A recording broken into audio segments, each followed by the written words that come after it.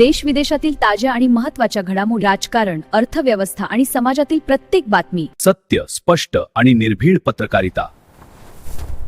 आपण पाहत आहात एन मराठी न्यूज. नमस्कार. एन मराठी न्यूजच्या बातमीपत्रात आपलं स्वागत.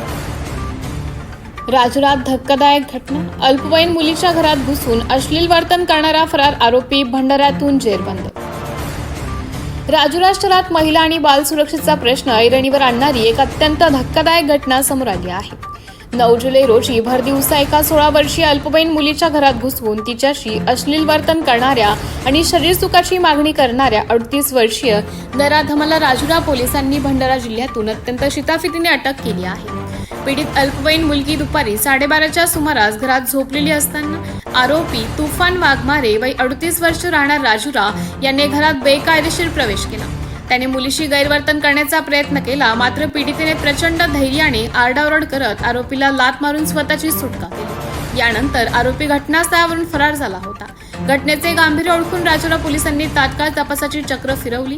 आरोपी भंडारा जिल्ह्यात लपून बसल्याची खात्रीशीर माहिती मिळताच पोलिसांनी विशेष पथक रवाना करून त्याला बेड्या ठेवल्या.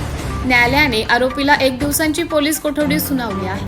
राजुरा पोलीस ठाण्यात गुन्हा क्रमांक 603/2026 अंतर्गत भारतीय न्याय संहिता BNS कलम 74, 75, 76, 332 आणि पॉस्को कायद्याच्या कलम 8 नुसार गुन्हा दाखल करण्यात आला आहे.